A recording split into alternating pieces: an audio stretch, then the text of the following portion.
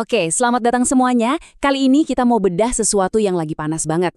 Rencana super ambisius Indonesia buat ngubah nikel yang kita punya banyak banget itu jadi kekuatan ekonomi baru. Kedengarannya keren ya, tapi di baliknya ada banyak pertanyaan besar dan rumit. Coba dibayangin, batu mentah yang digali dari tanah kita, tahu-tahu jadi jantungnya baterai di mobil listrik yang mungkin sering Anda lihat di jalan. Nah, perjalanan nikel dari tambang ke teknologi canggih inilah yang jadi inti pembahasan kita hari ini. Oke, kita langsung masuk aja ya. Jadi, apa sih yang jadi motor penggerak revolusi ini? Intinya ada di satu kebijakan besar. Stop jual bahan mentah, gitu aja. Udah saatnya kita bangun industri pengolahannya di sini, di rumah sendiri. Istilah kerennya itu hilirisasi. Mungkin sering dengar ya. Gampangnya gini, kita nggak mau lagi cuma jual batu mentah yang murah. Kita olah dulu di dalam negeri, biar nilainya naik berkali-kali lipat sebelum diekspor. Jauh lebih untung kan? Tapi nih, buat ngertiin pro kontra soal hilirisasi ini, kita nggak bisa pakai kacamata ekonomi biasa ala buku teks. Ada sebuah lensa khusus, sebuah filosofi ekonomi yang khas Indonesia banget, yang harus kita pakai untuk membedahnya. Nah, ini dia lensanya, Sistem Ekonomi Pancasila atau sering disingkat SEP. Ini bukan cuma teori loh, tapi semacam cita-cita ideal.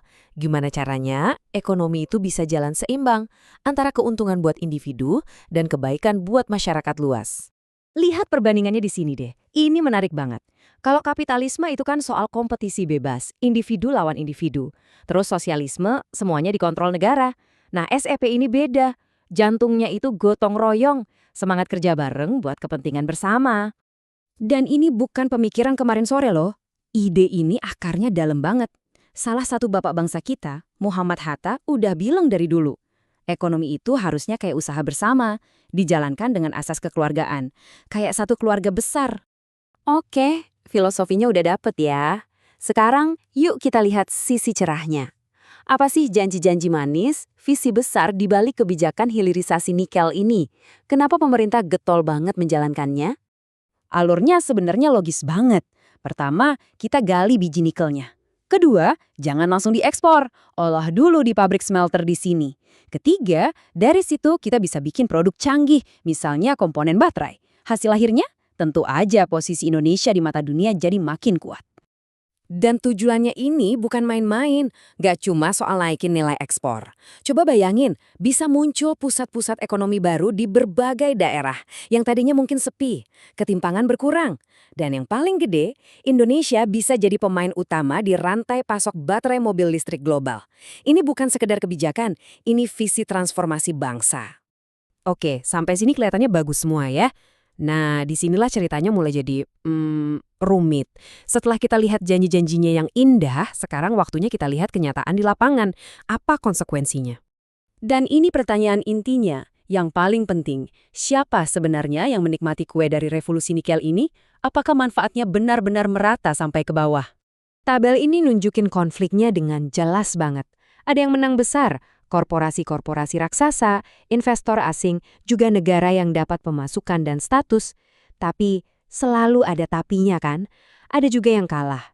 Masyarakat lokal, usaha kecil, lingkungan yang rusak, dan bahkan, jangan-jangan, kedaulatan ekonomi kita sendiri. Ini bukan lagi soal angka di atas kertas loh.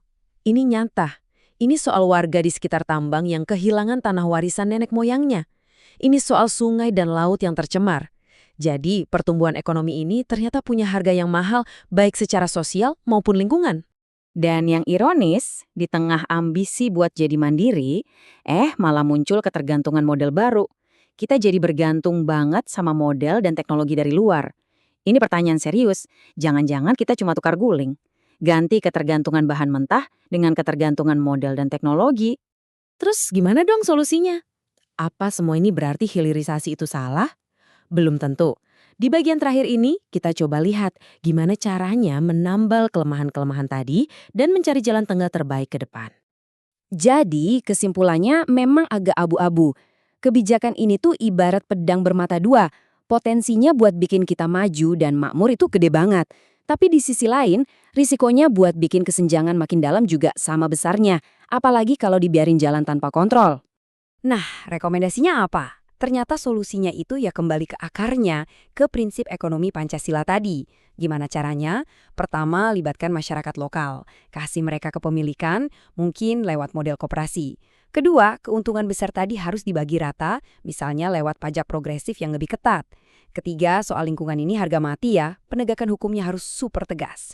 Dan yang paling penting, negara harus kuat, harus bisa melawan kepentingan kelompok-kelompok besar dan benar-benar berpihak ke rakyat. Jadi, kita tutup pembahasan ini dengan satu pertanyaan besar. Ini dia dilema utamanya.